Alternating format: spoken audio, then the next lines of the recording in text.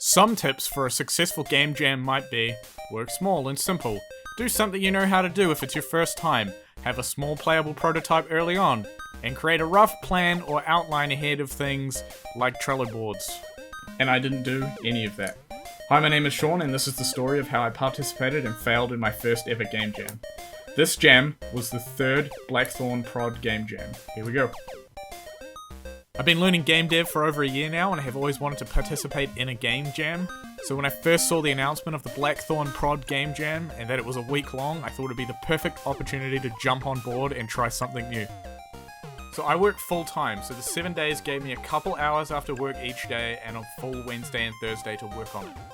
I also thought it would be a fun idea to put a team together for the jam, so I gathered two friends from work who'd never worked on a game ever to participate. So for our team, we had Finn on music, Dibia on art, and I did all of the programming and design. After anxiously waiting and genuinely getting excited all day at work, looking forward to my first ever game jam, the team and I jumped on Discord at about 10 PM New Zealand time on January the 23rd to see the theme reveal. It was less is more. At first we struggled to come up with ideas as nothing immediately jumped to mind, but managed to get a few of them down. By the end of the discussion we decided that the lower the player's health was, the stronger that they became. The next step was to come up with some kind of primary gameplay loop to attach this mechanic to.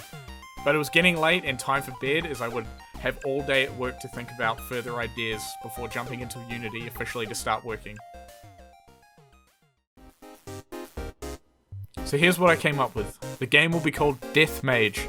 You're a medieval mage monster hunter who's in tune with other realms and death. The closer he is to death, the stronger he is able to draw power from other realms. It will be a top-down survival shooter game with some kind of objective to defend. You'll be able to sacrifice your own health for a strength boost.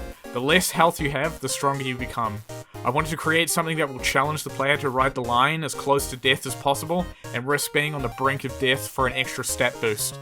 The player will also be able to heal themselves somehow, but I haven't quite figured that out yet. So next it was time to jump straight into Unity and get to work. But here's the thing. What I'm about to do, I have absolutely no experience in whatsoever, particularly in top-down movement and aiming.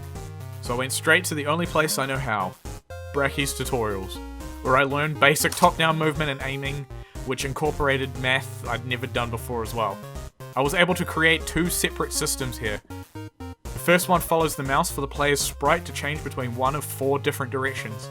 All it does is find the location of the mouse from the player, and then calculate where it is on a 360-degree angle, and then set the sprite accordingly by each 90-degree section. The second system uses a similar logic to create an object pointer that rotates around the player on a pivot to follow the mouse. This will be for shooting, so we are able to make the full use of the 360 degrees and create a spawn point to instantiate other spells and attacks from. For now it's great for debugging, and later I'll be able to hide the indicator when it's ready to be played. Lastly, I got the player moving around the screen and I was done for the rest of the night. After another long day at work, I jumped straight back into Unity again. So by the end of the night I was able to set up this map you see here. I started by learning how to use tile sets so it would have some kind of space to move around on and see the player moving when the camera is attached. So I borrowed this free asset pack as a temporary and then used it and configured the Cinemachine, which is able to automatically follow the character around with only a little bit of code. Using the water tiles, I created this small pond for the player to collide into, but also give them the option to shoot over the top of. I thought that this would make an interesting obstacle during combat, as the rest of the obstacles that I'll be using you won't be able to shoot through. Like these giant pillars, you will have to defend, and potentially bushes and trees that will be added to the environment as well. So the last thing I did tonight was add the health system, as you see here up in the top corner. You'll be able to reduce your health by pressing the Q button, which if you notice down here in the console window prints out the power of each spell attack. Each loss of health will increase the attack power by 1. So for the third day I had to go and spend some time with friends and didn't get to work on the game at all.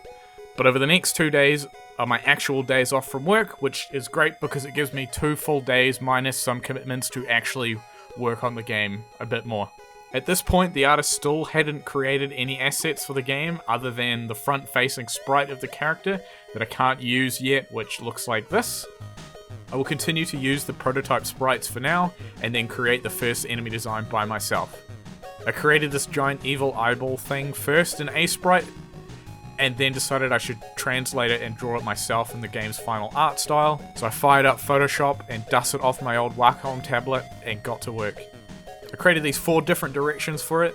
What's great about this design is that it will just float around the map and I won't have to do any kind of walking animations at all. For the rest of the day, I managed to find an easy pathfinding solution called A-Star. This will allow enemies to find the best path to the player and avoid all obstacles in the map. Once that was all working, I then applied the same math and system the player uses to switch sprites, but to target the player instead of the mouse. For the next section of work I did, the first thing you'll notice is that the enemy has the aim and shoot indicator our player has, as well as being able to fire a big laser beam at you. You'll also notice that when I shoot it, nothing happens and it doesn't take any damage. That's because at full health, your attacks are not strong enough to defeat this enemy in particular. If we reduce our health down to power up our attacks, you can now see that it is taking damage, indicated by the flashing white. Now if we target the enemy to follow the player again, we can run around the environment and shoot it until it dies. The last thing I did before the end of the night was design the next enemy. This one will be a basic grunt that's designed to target and attack the defendable objective. I quickly whipped up a pixel art interpretation.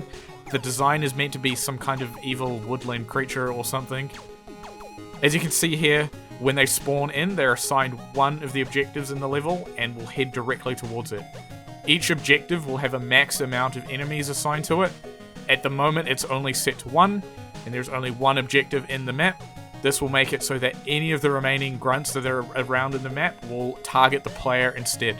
However, if the player goes within a certain range of the enemy, it will start to head straight towards the player and start attacking. When the player leaves this range, it will find its way back to the assigned objective. You'll also notice that this enemy wants to walk over the pond. I wanted to have it so that the evil eyeball would be the only one that could float over the top of this and not the grunt. Due to the way the pathfinding works, I had to drop this feature as I didn't want to have to spend the time finding a solution for this. It's starting to get late, so now it's time for me to crawl into bed. So it was at this point where I started panicking and realizing I had so much more still to do. I was mostly up in the middle of the night, freaking out about how I'm actually going to get this done now. I only had 1 whole day and a few hours left after work the next day to complete this. I originally planned to have 4 different enemies with 1 big boss at the end. There would have been a few different levels and areas to travel through as you progress through the game. So I decided that the best idea was just to cut that because it would never get done. By now you're probably thinking, where's the music and audio? Well, our sound guy had to drop out, so that's that now. I also haven't had any art assets given to me yet as well, so everything's going great.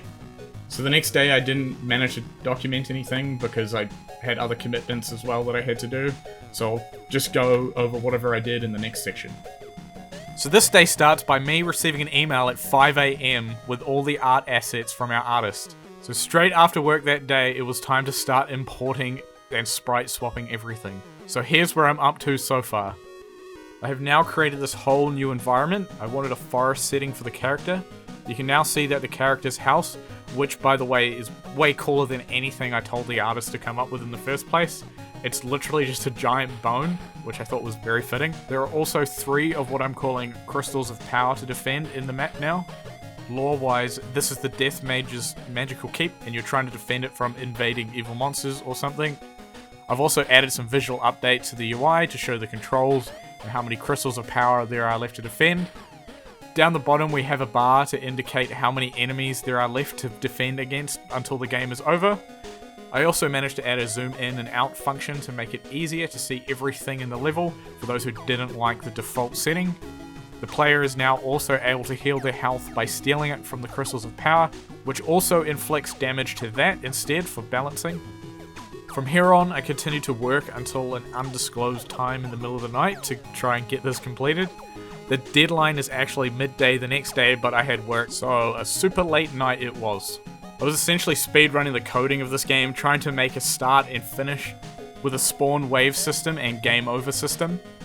As you can see, I finished filling the environment with a few trees and bushes to make it feel more complete. The crystals of power now only heal you once, so you can't keep spamming it, and you have to wait a few seconds for it to regenerate. You can tell if the crystal has a health pickup available by the little plus icon showing right next to its health bar. I also gave the player a second attack that regenerates. This gives off a stronger blow and does a big area of effect damage. Next, I created one more enemy. I called this one the Blob Bomb because it just looks like a giant blob of goo. Its job is just to kamikaze the player at a higher speed and inflict a bigger amount of damage.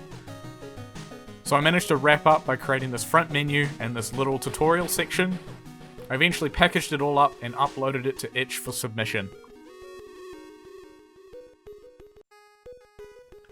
So the next day after work, I jumped back onto the game to actually play the game because I never had a lot of time to play it once it was in a completed state, only to find out that, to my surprise, it was broken.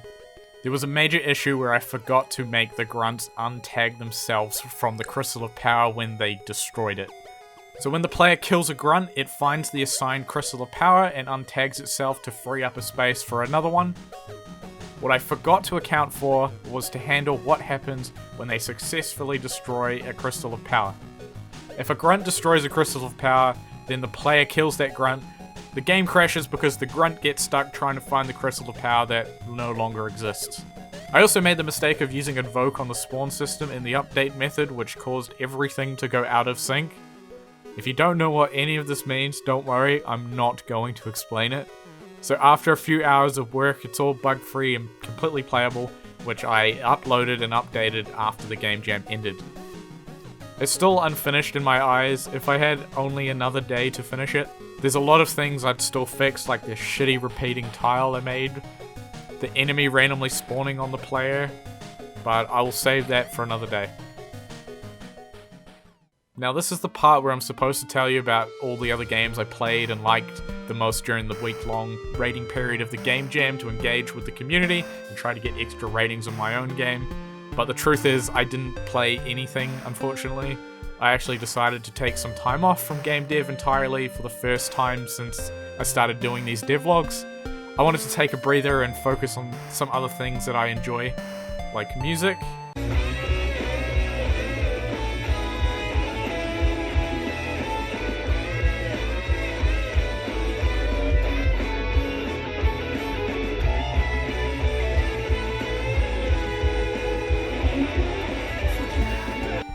Playing games stuck in my back burner, which, by the way, if you haven't played Spiritfarer yet, it's definitely my game of the year for 2020. Spending time with friends and, more importantly, being a father as well. When the rating period finished, I ended with a total of 5 ratings, which is still more than I thought I'd receive in the first place amongst the 1,000 plus entries. The best ranking I got was 770th place for the theme. The rest of the scores you can see here too. With all things considered and how the game went unfinished, I'm pretty happy with the result, as I think it mostly reflects each aspect correctly. So what matters the most is the experience that I gained while doing this. I think I did pretty good considering everything I created was all brand new to me in terms of mechanics. So I want to now say a big special thank you to Noah for hosting the game jam, allowing me to participate in my very first game jam, and thank you to anyone who made it all the way through to the end of this video.